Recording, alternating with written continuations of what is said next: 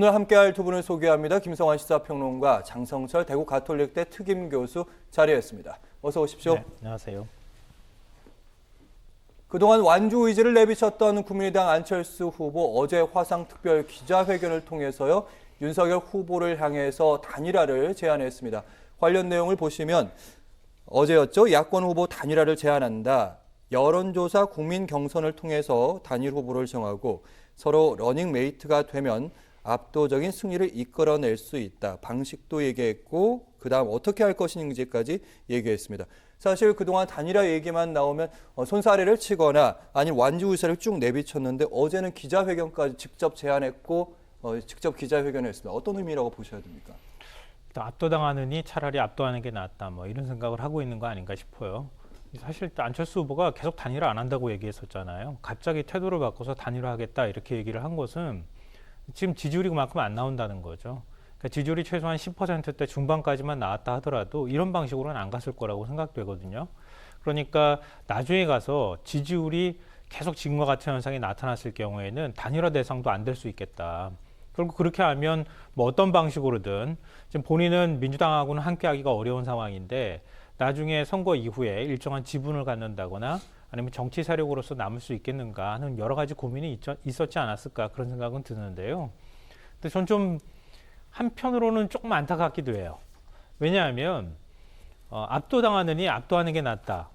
판을 주도하는 게 차라리 낫겠다. 이렇게 생각할 수는 있겠지만 그동안에 이준석 대표나 국민의힘 쪽에서 계속 보였던 반응이 뭐였습니까?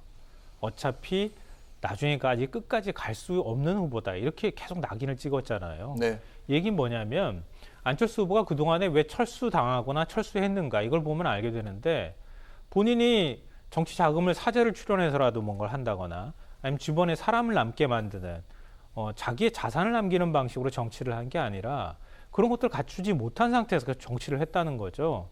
그러니까 끝까지 완주하기가 어렵다는 것을 국민의힘 쪽에서 너무 잘 알고 있었다는 거예요. 그러니까 오히려 계속 안철수는 끝까지 나중에 가서 가기 어려운 후보라고 국민의힘 쪽에서 밀어붙이는 과정들이 있었다는 거죠. 거기에 맥없이 사실 밀려오다가 마지막에 승부수라고 단일화를 던졌는데 결국 이게 안철수 후보한테 유리한 국면으로만 갈 것인가 좀 그렇게 되지는 않을 거라고 개인적으로 생각하거든요. 그러니까 결국 초조하면 지는 건데 안철수 후보가 초조했다. 그리고 자칫 잘못하면 지는 국면으로 갈 가능성이 높다 이렇게 생각합니다. 네, 승부수를 뒀다기보다는 고육지책으로 봐야 된다. 앞으로도 전망도 좋지 않다 이런 말씀을 해주셨는데 어쨌든 방식까지 제안을 했습니다. 적합도와 경쟁력을 각각 50% 합산하는 방식인데 사실 이 방식은 당시 그 4.7 재보선 때 서울시장 선거 때 써먹었던 전략이긴 한데 당시에는 이제 현 오세훈 시장에게 패배했던 전략이잖아요. 근데 그때랑 좀 지금 상황이 좀 다른 부분이 있습니다. 왜냐면은 그때 단순 여론조사를 해봐도 그때 안철수 후보랑 오세훈 후보의 지지율이 그렇게 큰 차이가 나지 않았어요. 근데 지금은 상당한 차이로 윤석열 후보가 차이가 나고 있지 않습니까? 그렇다면은 내가 저런 형식으로 제안을 하면 내가 꼭 이길 거야 라는 판단과 생각으로 제안을 했다고 생각지는 않아요.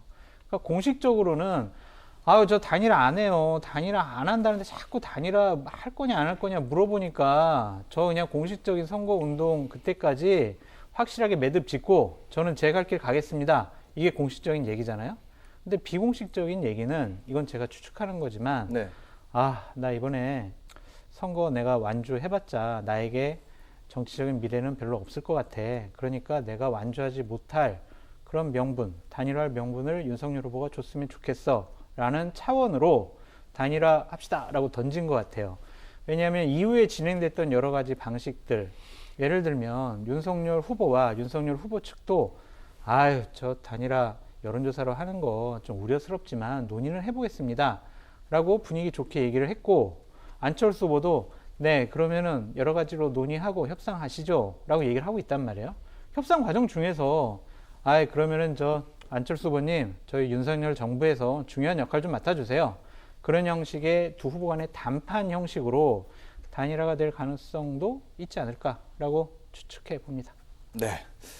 일단 중요한 건 국민의힘의 윤석열 후보가 안 후보의 제안을 과연 받아들일까 이 점이 중요한 건데요. 방금 말씀하신 것처럼 고민해 보겠지만 아쉬운 점도 있다. 안철수 후보의 단일화 제안의 방식에 대해서 평을 내렸습니다. 고민은 해보겠지만 아쉬운 점이 있다. 사실 이거 완곡하게 거절할 때 쓰는 표현 아닙니까? 아니죠. 완곡하게 고민해보겠다는 걸로 저는 보여요. 지금 윤석열 후보와 이준석 당대표와 그 지도부가 생각이 좀 다른 것 같아요. 그러니까 윤석열 후보는 그래 이번에 확실하게 승리하기 위해서는 단일화가 필요한 것 같아. 단일화 협상해봐야지 라고 긍정적인데 이준석 대표는 뭐 방금 전에도 다시 언론 인터뷰에서 아니야 안철수 후보 당신 갈 길 가시라. 우리도 우리 갈 길 간다. 그렇게 이제 얘기를 했어요. 그거는 이준석 대표의 자만심이 아닌가 생각이 듭니다. 왜냐하면 당에서 여의도 연구원에서 여론조사를 계속 해보면 현재 언론에 보도되는 여론조사보다 더 큰 격차로 윤석열 후보가 이기고 있다. 우린 단일화 안 해도 우리가 해도 그냥 이길 수 있다라고 생각을 하는 것 같습니다. 그런 차원에서 이준석 대표는 끝까지 윤석열 후보에게 단일화 안 해도 우리 이겨요. 필요 없어요. 라고 얘기를 할 것 같아요. 기본적으로 당내 반응은 세 가지 같아요. 네. 예를 들면 지지율 격차가 많이 나니까 단일화 안 해도 된다라는 생각이 있고 안철수 후보랑 룰 협상 한번 해보세요. 정말 지겨워가지고 이거 끝도 안 나요.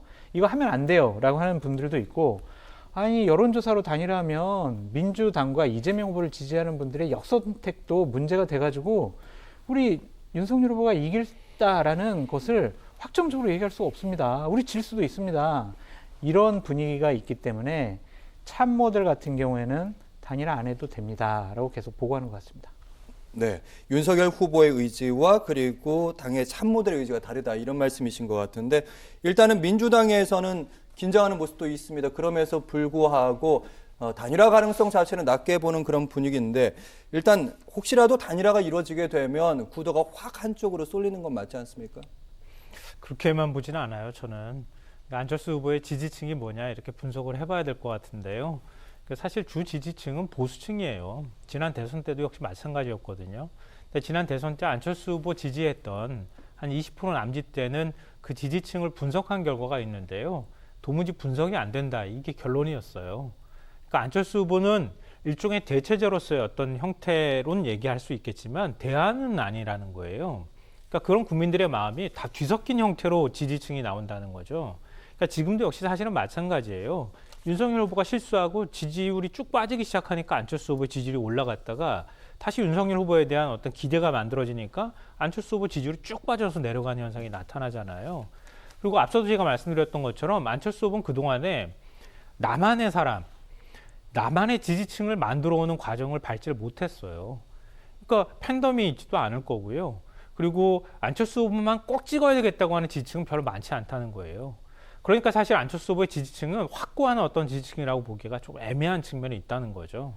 근데 이런 상황에서 예를 들어서 앞서 제가 좀 아쉽다 이런 표현을 사용했던 거는 차라리 끝까지 단일화 마지막까지 그냥 협상을 밀어붙였더라면 끝까지 단일화 얘기하지 않고 갔더라면 국민의힘에서 틀림없이 먼저 단일화 제안을 했을 거예요. 제가 볼 때는. 근데 안철수 후보는 자기 스스로에 대한 확신이 부족해요. 그러니까 계속 철수당하거나 철수해왔기 때문에. 그리고 그때까지 뭐 정치 자금부터 시작해서 여러 가지가 아마 부담스러웠을 거라고 보거든요. 그러느니 차라리 먼저 공을 던지는 게 낫다 이렇게 생각을 한 것 같은데요.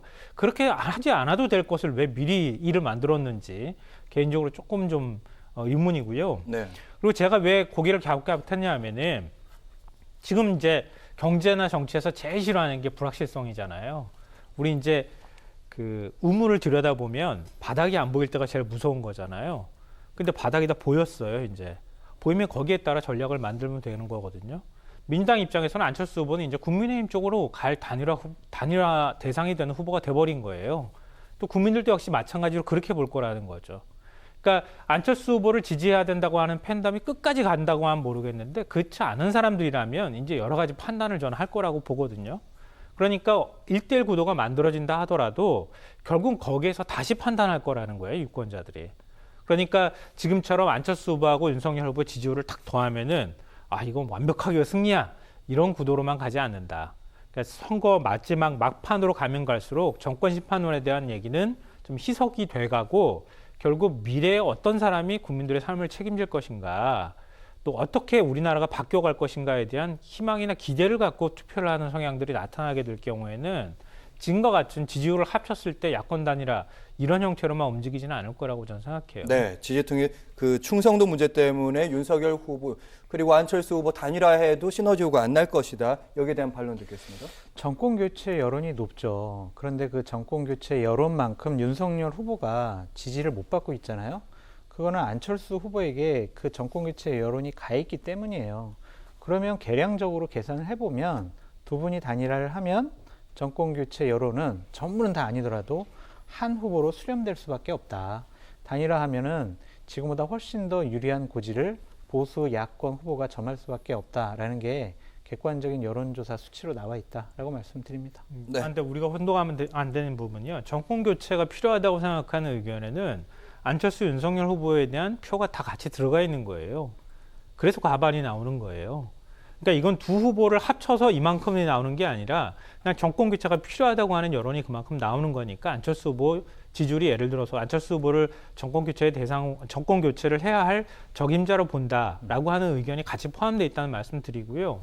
그리고 최근에 여론조사 추이를 보면 정권 교체가 필요하다는 의견과 정권 재창출, 정권 유지가 필요하다고 하는 의견이 거의 이제 비슷한 수준까지 왔다고 하는 여론조사도 있어요. 5% 차이 나는데 뭘 비슷해요? 그러니까 아니 맨 처음에는 과반하고 30% 정도까지 났었잖아요. 이게 마지막까지 계속 비슷해지는 현상이 나올 거라는 거예요. 이건 여론조사 전문가들한테 물어봐도 비슷한 대답을 하거든요.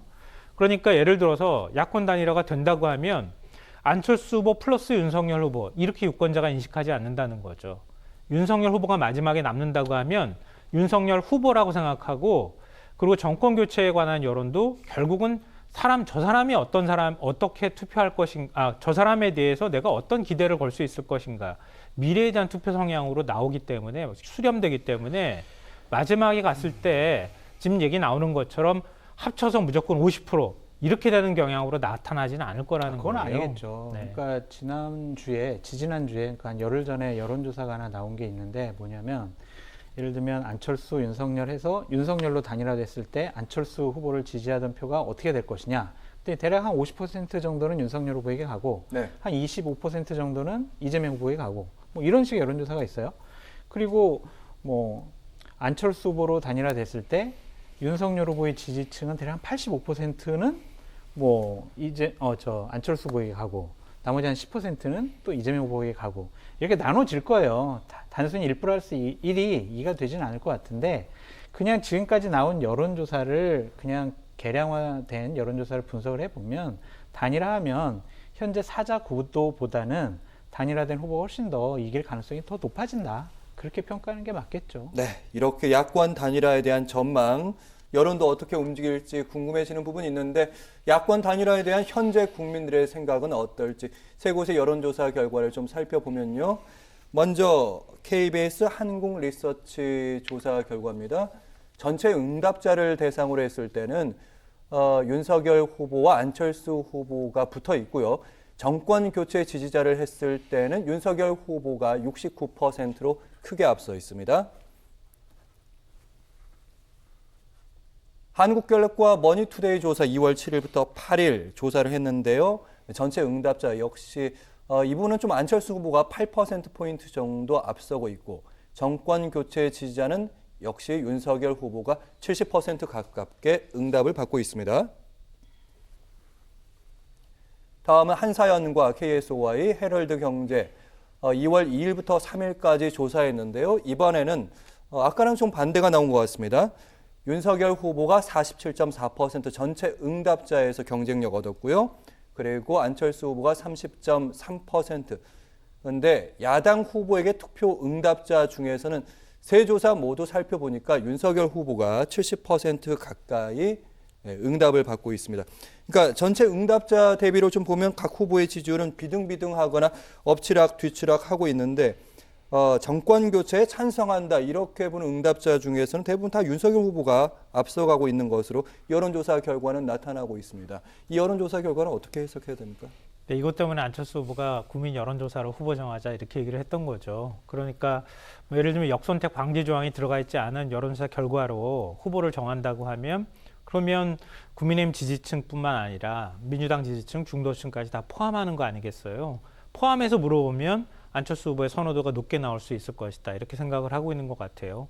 물론 이제 지난번에 서울시장 보궐선거 때는 그때 경쟁력과 선호도 양쪽으로 절반씩 조사를 해서 합친 거기 때문에 그거하고 그냥 곧바로 대입하기는 좀 어려울 수는 있겠으나 안철수 후보 입장에서는 얼마든지 던져볼 만한 공이 될 수 있다고 하는 거죠. 근데 결국은 모든 국민들을 대상으로 해서 조사를 하게 될 경우에는 비슷한 추이가 나타날 가능성이 있어요. 지금 윤석열 후보가 경쟁력이 좀 우위에 있다고 하는 여론조사는 지금 보수 성향이 강한 지금 정권 교체가 필요하다고 생각하는 층 한테만 물어본 거예요. 네. 그러니까 그 층은 결국 국민의힘 지지자들이 많이 들어가 있는 거잖아요. 당원도 들어가 있고 그러니까 당연히 남의 식구보다 내 식구한테 팔이 안으로 굴을 수밖에 없기 때문에 그렇게 될 수밖에 없다고 하는 거죠. 근데 저는 뭐 앞서도 계속 말씀드렸던 것처럼 단일화한다 그래도 결과는 이렇게 나오지는 않을 거라고 생각해요. 과거 우리 전례를 봤을 때도 마찬가지였는데요. 그러니까 지금 윤석열 후보, 글쎄요, 안철수 후보로 단일화 된다고도 가능성을 열어도 우리가 얘기하기 때문에 단정하기는 어렵지만 윤석열 후보로 단일화 된다고 하면은 결국 선호도에서 안철수 후보랑 윤석열 후보 중에 안철수 후보 쪽으로 지지하려고 했던 사람들이 떨어져 나갈 가능성이 얼마든지 존재하는 거죠. 몇십 프로 정도는 떨어질 거예요. 안철수 후보 지지했던 사람 중에서. 그러면 기존의 부동층이 또 한 20% 넘게 있잖아요. 기존에 떨어졌던, 그러니까 지지했던 사람 중에 떨어져 나갔던 지지율하고 그런 지지층들은 결국은 나중에 가면은 어떤 후보의 됨됨이나 어떤 후보를 선출하는 게 좋을 것인지에 대한 고민을 할 거라는 거예요. 통상적으로 정치학에서 분석한 걸 보면 지난 대선 때는 막판까지 고민했던 층이 한 27% 정도 나와요. 그러니까 20% 이상 정도는 우리 보통 그래서 부동층이 20%라고 보통 얘기하는 거잖아요. 선거 일주일 전에 거의 마지막으로 마음을 정한다 이렇게 나오거든요. 그러니까 선거일 전에 한 2주일 전에 물어봤던 당신은 누굴 뽑을 겁니까? 라고 물어봤을 때하고 선거 이후에 누굴 뽑았습니까? 라고 물어봤을 때 그만큼 차이가 난다는 거예요. 그러니까 그 층위는 계속 고민하게 된다는 거죠. 앞서 여론조사 말씀하셨는데 두 자릿수로 지금 윤석열 후보가 이긴다고 말씀하셨잖아요. 지난 총선 때 여론이 비슷한 조사 결과가 냈어요. 근데 민주당이 180석 나왔던 거잖아요. 근데 반대로 조사하는 결과도 지금 있을 거라고 보는데요. 최대한 객관적으로 제가 떨어져 있는 입장에서 제 나름대로 시각을 정리해서 말씀드리면 그런 층들은 결국 어떤 후보가 더 적합한 것이냐, 미래 권력을 어떤 후보한테 줘야 될 것인가에 대한 고민이 제 1순위가 될 거라는 거예요. 구도라기보다는. 그러니까 그랬던 층들한테 과연 어떻게 마지막까지 신뢰를 줄 것인지, 또 이 후보한테 맡겼을 때 경제를 어떻게 잘 살릴 것인지, 우리 삶을 좀 위기 상황이라고 얘기하는데 어떻게 좀 바꿀 것인지, 이런 거에 대한 고민이 초점이 이렇게 모아질 거라는 거죠. 근데 그런 것에 대한 고민을 저는 국민의힘도 해야 될 거라고 보고요. 민주당도 똑같이 해야 되는 상황이라고 봅니다. 네, 어쨌든 28일에 투표용지 인쇄가 진행이 될 겁니다. 그 전에 이제 단일화 협의를 하게 된다면 그 전에 이제 끝내야 의미가 있을 텐데요. 아무래도 국민의힘 쪽이나 국민의당이나 지금 단일화 협의 진행하고 있겠죠? 물밑 협상이 있고요. 지난주 수요일부터 의미 있는 그런 협상이 진행되고 있다라고 생각하시면 될 것 같아요. 그리고 저는 단일화 관련해서는 대략 세 가지 시나리오가 있다라고 보여집니다. 윤석열 후보가 안철수 후보가 제기한 여론조사 경선 받아들일 가능성도 있다. 예를 들면 네. 받아들인다. 그러면은 여론조사 경선을 통해서 단일 후보 뽑는 거죠. 근데 윤석열 후보가 안철수 후보의 제의를 안 받아. 그러면은 안철수 후보는 그래? 그럼 나도 안 해. 그럼 나는 그냥 완주할래. 이게 두 가지 경우. 세 번째는 윤석열 후보가 안철수 후보한테 아이 뭐 자꾸 그 여론조사 하자 그럽니까? 우리 둘이 만나서 좀 얘기합시다. 그래가지고 좀 디지털 플랫폼 정부 맡아주셔서 총리 역할 좀 해주시고 장관직도 좀 몇 개 해서 공동정부 운영합시다. 여론조사 뭐가 합니까? 하고 윤석열 후보가 안철수 후보를 설득하는 그런 방안. 요 세 가지 정도가 있다고 보여지는데 저는 지지율에 좀 달라질 것 같아요. 그러니까 오늘 발표된 여론조사 지지율처럼 정말 오늘 발표된 여론조사는 박빙이잖아요. 그럼 박빙의 상황이 되면 윤석열 후보는 큰일 났다. 안철수 후보의 단일화 없이는 내가 이길 수가 없네. 라면서 보다 더 적극적으로 단일화에 많은 노력을 기울일 것 같다라는 생각이 들고요. 저는 안철수 후보도 단일화 할 것 같아요. 왜냐하면 자꾸 이준석 대표나 국민의힘이 얘기하는 것처럼 에이 돈 없지? 돈 없으니까 10% 못 넘으면 선거 보전금 50%도 못 받잖아. 그러니까 돈 없으니까 못 할 거야 라고 하는데 그 문제는 아닌 것 같고요. 만약에 안철수 후보가 완주를 했어요. 그런데 지금 여론조사 나오는 것처럼 대략 5에서 7%의 여론 대선 득표율을 가지게 되면 네. 정치적인 미래가 없어요. 그러니까 정치인이요 하려면 국민적인 지지율이 높게 나오든가 아니면 국회 내에서 많은 국회의원들이 본인을 따라야 돼요. 세가 있어야 돼요. 근데 그 두 가지가 없어요. 그럼 지방선거 어떻게 치르죠? 총선 어떻게 치르죠? 그 다음번 대선은 어떻게 출마합니까? 그렇기 때문에 정치적인 미래와 입지를 봐서라도 이번에는 공동정부를 운영하는 쪽으로 좀 안철수 후보가 최후의 결단을 하지 않을까라고 제가 추측해 봅니다. 그럼에도 불구하고 단일화가 안 될 가능성은 분명히 있는 거지 않습니까? 있어요. 그러면 이제 안철수 후보의 미래는 어떻게 되는 겁니까? 근데 거기까지 뭐 미래를 생각할 겨를이 있겠습니까? 지금 단일화 문제가 일단은 더 시급한데요. 네. 그러니까 안철수 후보가 세 가지 시나리오를 얘기했어요. 단계적으로 시나리오까지 다 제시를 했어요, 사실은. 단일화하겠다고 얘기하고 난 다음에 첫째, 차기 정부가 국정 비전과 혁신 과제를 국민 앞에 공동으로 발표하자. 그리고 또 이행에 대한 약속을 하자. 이렇게 했고요. 둘째, 여론조사 국민 경선을 통해 단일 후보를 정하고, 셋째, 누가 후보가 되든 서로의 러닝메이트가 되어서 압도적 승리를 이끌자. 이렇게 세 가지 단계별로 다 제시를 했어요. 이 남북 비핵화 협상도 아니고 이렇게 단계적으로 행동까지 다 제시를 했거든요. 여기서 비껴가면 이제 행동 대 행동 원칙으로 가야 되는데 안 된다는 거예요. 이게 제가 볼 땐. 왜냐하면 오늘 또 다시 얘기했잖아요. 여론조사 방식 아니면 난 단일화 안 해. 다시 또 얘기했어요. 불과 서울시장 보궐선거 때 난 서울시장 선거 나가려고 하는 것이 대선 나가려고 하는 거 아니야. 이렇게 얘기했는데 단일화 안 됐잖아요. 단일 후보가 안 됐잖아요. 그리고 난 다음에 난 단일화 절대 없어. 이렇게 얘기했잖아요. 근데 또 말 바꿔가지고 또 지금 여론조사 아니면 난 절대 단일화 안 할 거야. 라고 말했는데 이거 말 떨어지기가 무섭게 또 바꿔요, 말. 이거 또 철수 정치 또 하는 겁니까? 이게 아마 쉽지 않을 거예요. 제가 볼 때는. 최소한 그거 받아들이는 모양새라도 만들어주지 않으면 안철수 후보 다시 철수하기 쉽지 않을 거거든요. 네. 안철수 후보가 제일 후회한다고 인터뷰에서 얘기한 게 뭐였습니까? 2012년 나 야권 단일화를 논의할 때 그냥 후보 사퇴한 게 내 제일 정치 인생에서 후회된다고 얘기했거든요. 이번엔 안 하려고 할 거예요. 그렇다면 최소한 안철수 후보한테 계속 말 바꾸기 하면서 철수한다는 그 비아냥들을 듣지 않도록 국민의힘에서 뭔가 형식을 갖춰주는 게 필요하다. 그럼 거기까지 국민의힘에서 합의가 됐다고 치죠. 그 다음에 공동정부에 대한 선언과 여러 가지 이제 일종의 뭐 딜을 하는 과정이 필요하겠죠. 안철수 후보가 책임 총리 윤석열 후보가 우리 10분 만에 커피 한 잔 마시는 동안에 책임 총리 하십시오. 응? 그리고 장관 자리 몇 자리 주겠습니다. 이걸로 그냥 끝날까요? 네. 그렇지는 않을 거라고 봐요. 그러니까 아니, 정치 아까 세력으로서의 어떤 존재 이런 것들까지 가야 되기 때문에 거기까지 가는 단계는 그렇게 만만치 않다. 만만치 않죠. 결국은 저는 국민의힘은 앞으로 한두 주 정도 안철수 후보의 지지율을 더 지켜보고 난 다음에 아예 고사로 가든가 한 지지율이 4% 정도 나오는데 윤석열 후보가 이재명 후보 이길 자신 있다. 그러면 그냥 고할 거라고 봐요. 이렇게 복잡하게 계산 안 하고 그냥 갈 거라고 보고요. 마지막 박빙으로 간다 그러면 여러 가지 제한이 있을 거라고 보는데 그때 가서 안철수 후보 제안을 받는 게 과연 절차적으로 쉬운 일일까? 그게 만만치는 않을 거라고 생각합니다. 김성환 평론가께서는 길게 얘기하셨지만 김성환 평론가의 결론적인 말은 단일화 안 됐으면 좋겠다 그러시는 것 같아요. 아니요. 네. 알겠습니다. 단일화 얘기 여기까지 하겠습니다.